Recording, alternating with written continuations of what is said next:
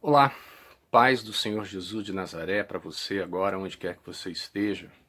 Hoje eu gostaria de trazer uma reflexão, não só como pastor, mas também como sociólogo.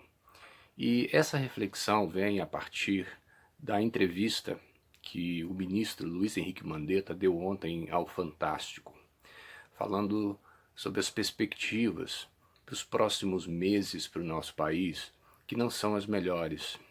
Nós temos guardado apenas, como população, essa quarentena em apenas 50% de adesão. Isto é, a metade do país parece não estar atentando para a enorme tempestade que nos aguarda à frente. Isso me lembra, como pastor, o texto de Marcos capítulo 4, no episódio em que Jesus acalma a tempestade. Aqueles homens pescadores tinham Jesus no barco, eram homens experientes e certamente viram a tempestade se formando. Nenhuma tempestade se forma e cai, despeja suas águas, sopra seus ventos de um segundo para o outro. Toda tempestade, ela vai se formando aos poucos. E a gente, pela nossa experiência, a gente já sabe o tipo de tempestade que a gente vai enfrentar pela formação das nuvens, pelo soprar dos ventos. E o curioso, esse episódio onde Jesus ele acalma a tempestade, é que os discípulos esperaram ela cair e os ventos soprarem fortemente a ponto do barco já estar se enchendo d'água e virando, para só então recorrer ao único socorro possível, e aliás o melhor deles, que era Jesus, que descansava tranquilamente sobre um travesseiro no barco. A analogia da tempestade serve também, creio eu, para os nossos dias atuais.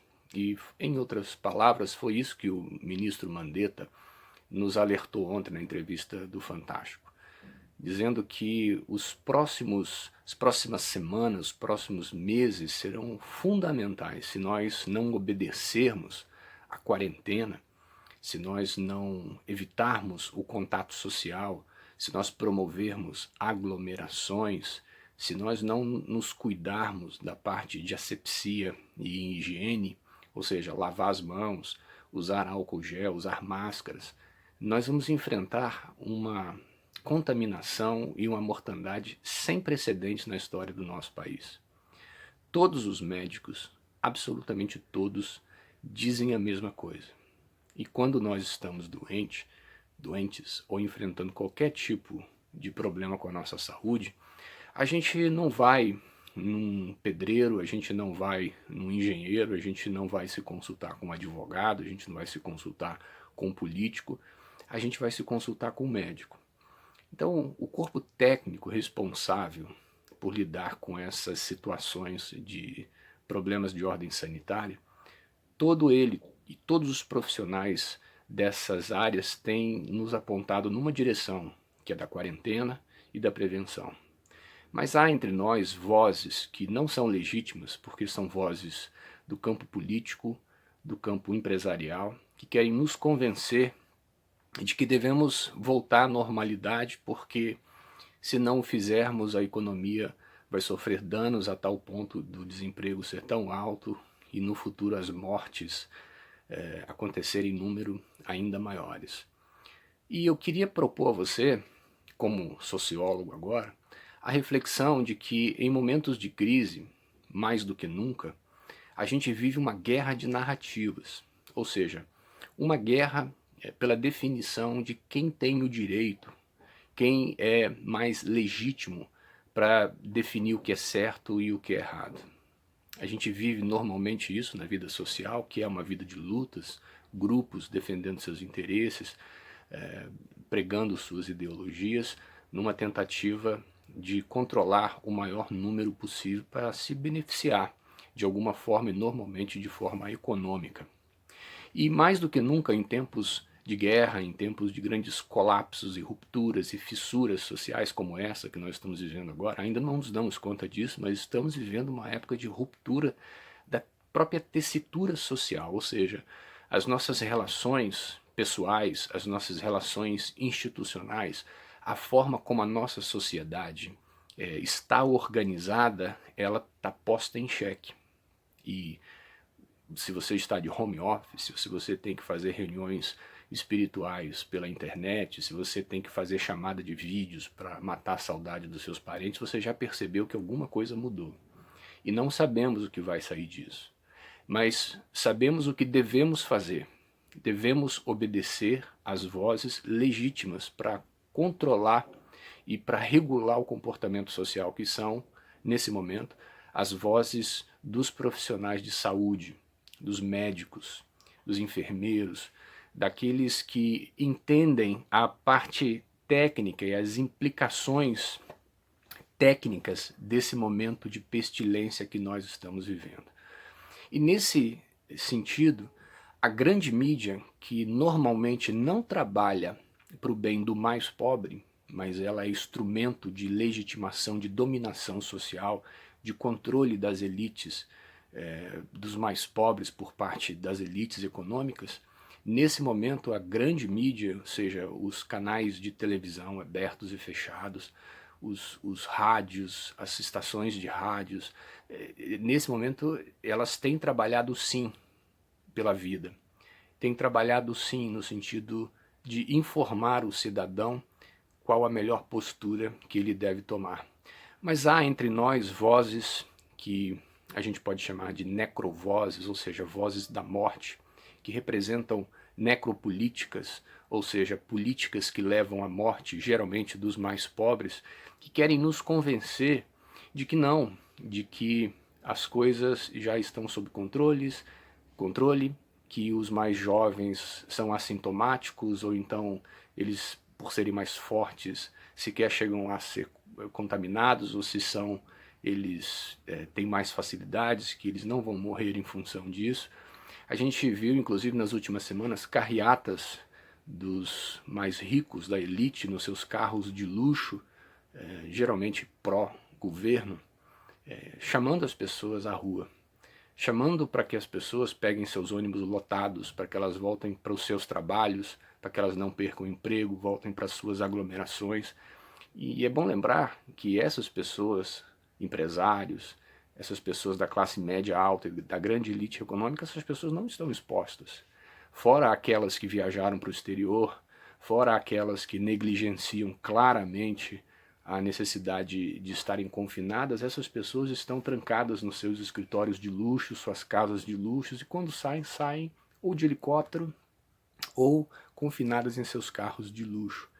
Então essas vozes, essas necrovozes que pregam essa necropolítica que tem tomado conta do nosso país, essas vozes estão protegidas. Elas não têm o que temer. Elas têm dinheiro. Elas podem pagar por internações, pelo menos até agora, porque estima-se que se a população não obedecer às vozes técnicas, o sistema de saúde como um todo vai estar em colapso e os próprios ricos não terão, via de regra, onde se tratarem. É preciso que a gente se informe, mas é preciso também que uma parcela significativa da nossa população hoje saia do curral que está confinado, dessa bolha, desse campo de concentração ideológico, cujas mentes e braços e pernas e lábios funcionam só na direção dessas vozes da morte. São grupos de WhatsApp, são canais de YouTube, são perfis de internet que vêm ocupando o papel que era da grande mídia de informar com isenção, sobretudo em questões de saúde pública como esse, mas que vem tomando lugar como fonte de informação para um certo grupo significativo de pessoas hoje. Geralmente pessoas que se acham cidadãos de bem, pessoas que vestem verde e amarelo e vão para a rua com uma postura negacionista absolutamente idiota, com perdão da palavra forte, porque negam o que há de mais óbvio. Vozes que se alimentam de outras vozes que não têm conhecimento técnico, mas porque vociferam, porque são histriônicas, porque babam quando falam, porque gritam, convencem muitas pessoas que não se dispõem a fazer uma análise crítica, da situação que estão vivendo. É preciso que o nosso povo saia desse curral e se informe de maneira isenta. Confie naqueles que são profissionais capacitados, que estão preparados para isso e que não têm outro interesse a não ser informar a nossa gente, o nosso povo. É preciso que nós coloquemos agora de lado as nossas questões ideológicas.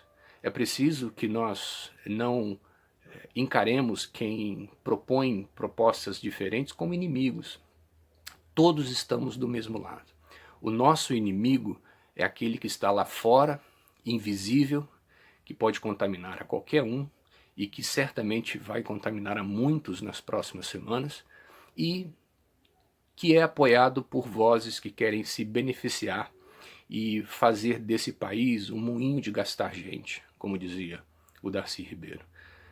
Fazer a máquina econômica girar, fazer os empresários continuarem ganhando dinheiro, enriquecendo ainda mais, às custas do pobre, do preto, às custas do favelado, às custas do analfabeto, às custas daquele que já estava passando fome antes e certamente hoje vive uma situação ainda mais difícil. Então, como pastor, eu quero recorrer ao texto de Marcos, capítulo 4, da tempestade, e pedir a você que não pague para ver. Não encare a tempestade. Faça o que você precisa fazer agora. Recorra àquilo que vai garantir a sua vida, que é a obediência aos ensinamentos e às propostas do corpo técnico da sociedade. Essas vozes que são legítimas hoje para cuidar da saúde do povo, ou seja, os médicos. Como sociólogo, eu quero te dizer que você precisa se dar conta de que você está no meio de uma guerra de narrativas, uma guerra ideológica. A menos que você seja da elite política e econômica desse país, você é, como eu, um pequenininho, uma vítima, alguém que propaga aquilo que vem escutando, talvez se alimentando de fontes que não são confiáveis, que querem manipular você. É preciso que você aprenda a desconstruir esses discursos e perceber o que está por trás deles, o que vem por trás dessas falas, o que essas palavras escondem. É preciso que você saia da bolha e do curral ideológico onde você está. Venha para fora e pense diferente, pense criticamente. Se pergunte por quê, qual é a intenção e pare de ver inimigos em todo lugar. De outra forma, você vai morrer. De outra forma, se você não morrer, você vai contaminar pessoas que vão morrer perto de você. E, como pastor, eu posso dizer que Deus vai cobrar da sua mão o sangue de outras pessoas inocentes que você ajudou pela sua negligência ou pelo seu mau caratismo a assassinar, contaminadas por esse vírus. Que Deus tenha misericórdia de todos nós, de mim e de você, e que seja Ele o socorro, que seja Ele aquele que faça acalmar a tempestade para aqueles que não tiverem outros recursos, mas que sejamos nós a corrermos em busca da ajuda técnica e espiritual enquanto a tempestade ainda vem se aproximando. Essa é a minha reflexão para você, sem nenhum objetivo político ideológico, apenas trazendo uma leitura como pastor e como sociólogo desse momento crítico e que tende a piorar muito que nós estamos vivendo agora. Que Deus te abençoe em nome de Jesus.